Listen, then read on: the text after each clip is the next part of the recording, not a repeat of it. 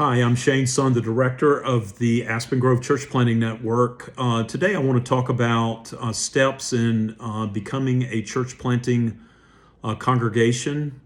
I get asked a lot by various people, pastors, leaders, how do we become a church planting congregation? So I'm going to outline 5 steps to answer that question. The easy answer is just plant a church, but it's a little more nuanced than that. You've got to begin. So the first step is discern where you are as a congregation. I talk to churches that have church planting as a part of their vision and values and structure. I talk to churches that have it on a short wish list, but they've never done it. And then I talk to churches or leaders in churches that don't have it on any list. So let's assume, for sake of this video, that you are one of the churches that it's not even on your list, but you have a desire to move your congregation toward becoming a church planting congregation. So that's the first step. You got to discern where you are on a continuum. And the second step would be to plan exposure. Say that your church has never participated in any form in church planting. You have to expose your congregation and your leaders. Really, as we talk about church planting, we're talking about evangelism and reaching the culture. So exposure. And you do this by conversations. Another good thing to do is do prayer walks of the neighborhood surrounding your place of worship, or neighborhoods of your parishioners. You make it part of your weekly worship in prayer, where you're praying for church planting and evangelism and reaching your neighbor. So do that. Familiarize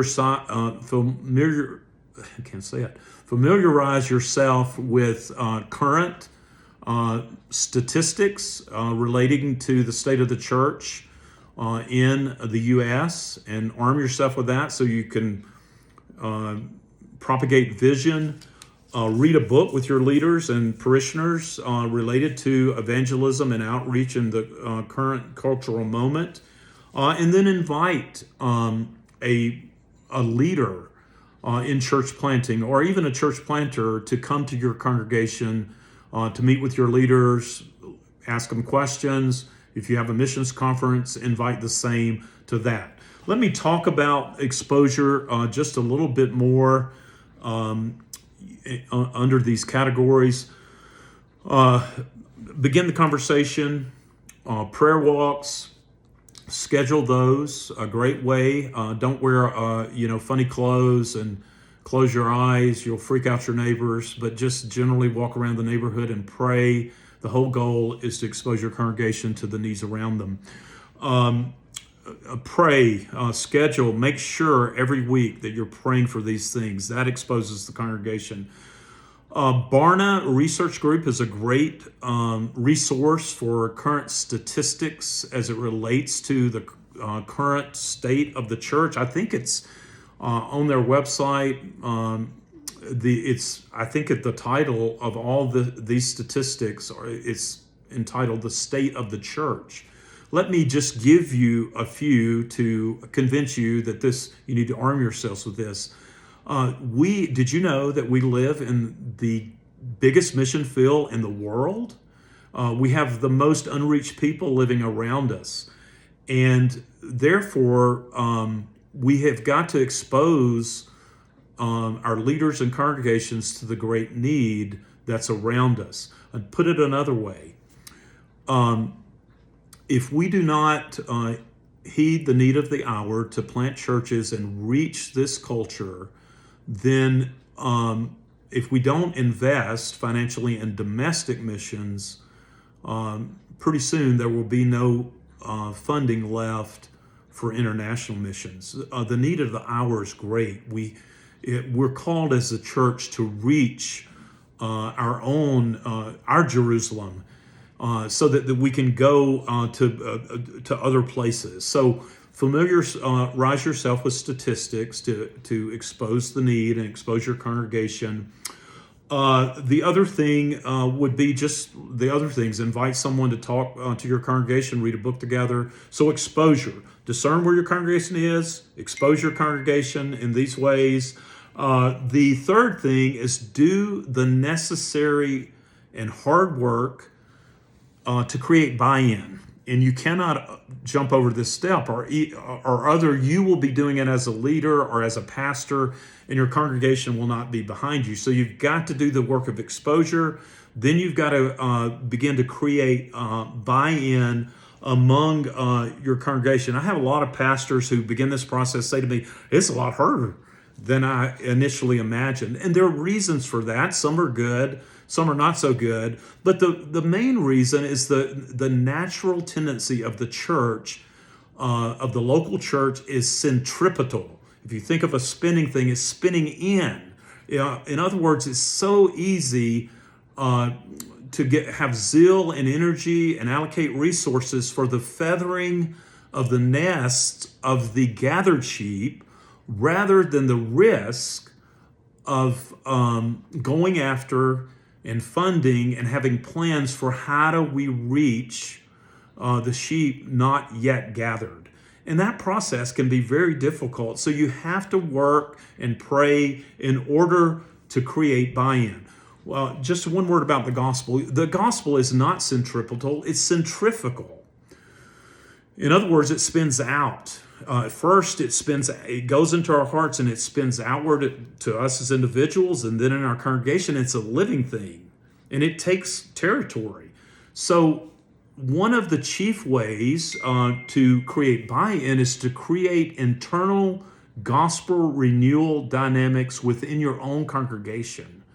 What does it mean to apply the gospel to our hearts so that our eyes are open to the needs of our neighbors in a way that we move toward them? That's an important thing, so you got to pay attention to that. And that in itself, if it begins and grows and multiplies in your congregation, will actually begin to create buy-in. And then you continue to do the exposure things. You work to create buy-in by paying attention to internal gospel renewal dynamics. A couple of books, Richard Lovelace's Dynamics of the Christian Life is a great book talking about this. Jack Miller's Outgrowing the Ingrown Church is another good resource for how to begin to create buy-in. Once you begin to discern that you've created buy-in, the fourth step is to work to realign your vision and values, and therefore your plans, to include local and regional church planting. That might mean rewriting some of your values so that the congregation is like, yes, we agree, this is what we ought to be doing. It always works better that way when you get that kind of buy-in, and then you rewrite your vision and values and plans accordingly, followed by budgeting accordingly.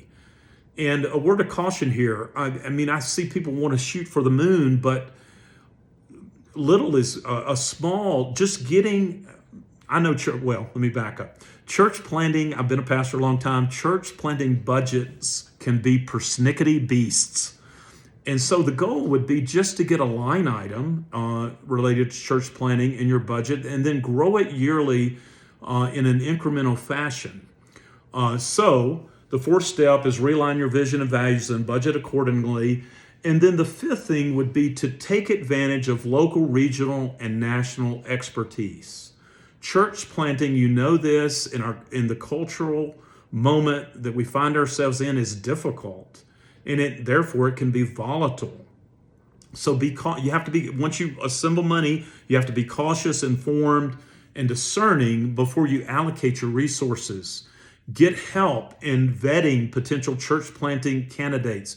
Take advantage of a church planting assessment process. Why? Because after all the hard work you've done to move your congregation, initially you need a win. You need a win.